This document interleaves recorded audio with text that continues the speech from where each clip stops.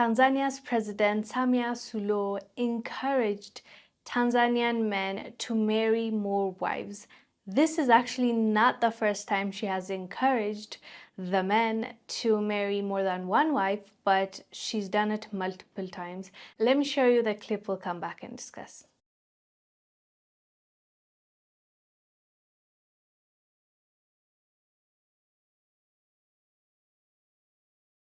So she said that there's nothing wrong with such arrangements, and if men are successful and there's a harvest, there's nothing wrong with marrying more than one wife.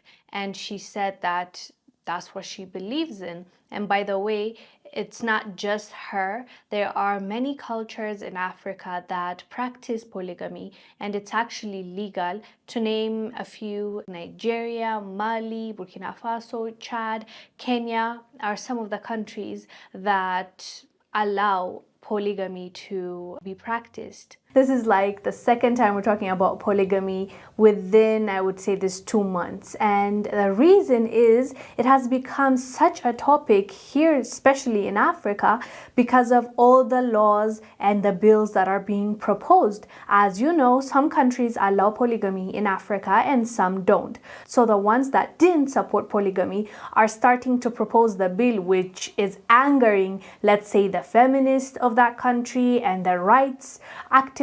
And we've talked about Ivory Coast just last month. So activists are angry over Ivory Coast polygamy proposal. Women's rights activists in Ivory Coast have expressed anger over a proposed bill that would legalize polygamy for men, calling it a step backwards in the fight for equality. Polygamy was outlawed in Ivory Coast in 1964. It's prohibited in many parts of the world but remains widespread in West African countries. Rights groups say Ivorian women face systematic inequalities and discrimination. The United Nations Commission on Human Rights considers the practice discriminatory against women and has called for its eradication. So the same topic is now being discussed in Nigeria, and this time around, the General Overseer, Peers of Heaven Society, Chief Mrs. Oyelola, has stressed the need for women in Africa to embrace polygamy rather than resorting to killing their husbands.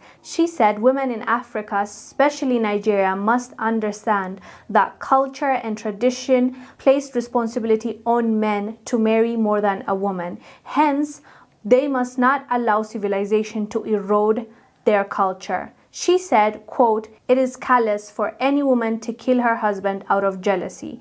That man is the son of another woman and his life is also sacred.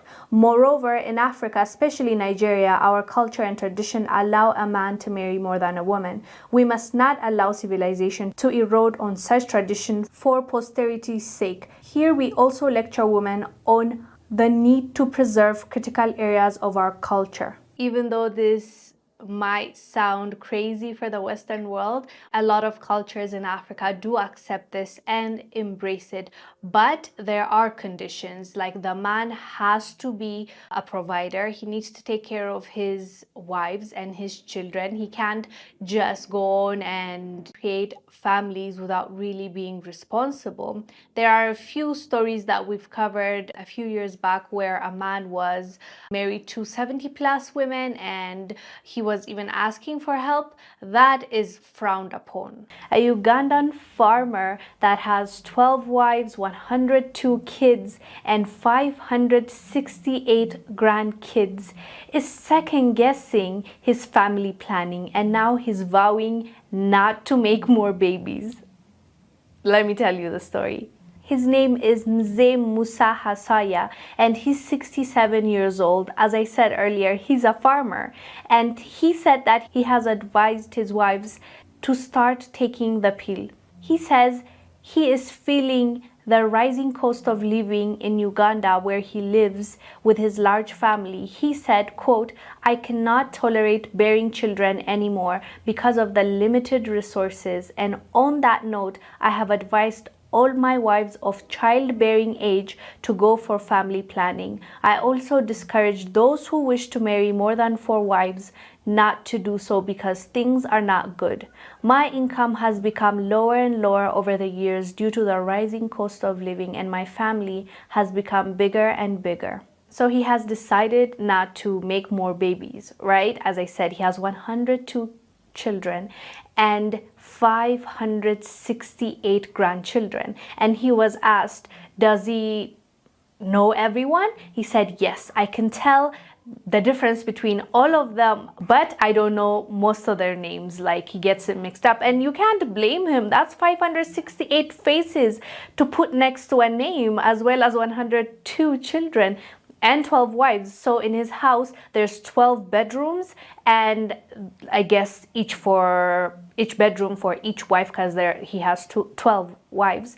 He said initially he could afford to take care of his family, so he kept on going, he kept on adding wives, kept on adding children, but then things started becoming expensive and his income reduced, so now he's finding it hard to sustain or to feed his family as much as he wants to, and he's even asking the government to help with their education because he's not able to provide for all of them. And I also found interesting that he said his advice to other people, other men, is not to take in more than 4 wives. And I thought that was very specific. Maybe there's a reason why he's saying that, but it's interesting. He has 12 wives, but his advice to other men is don't have more than 4 wives. I don't know why specifically 4.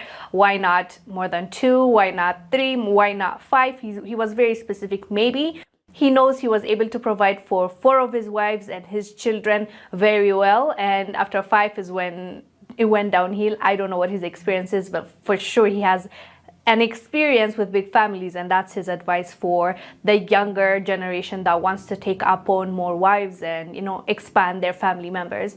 So now he says enough is enough with the number that he has, and he has instructed his wives to take pills. That's not how most societies or cultures in Africa practice it, but there are a few that will take it to extreme. But anyways, fam, what are your thoughts on Tanzania's president Samia Suluhu, which is a woman, embracing polygamy and actually encouraging the men to take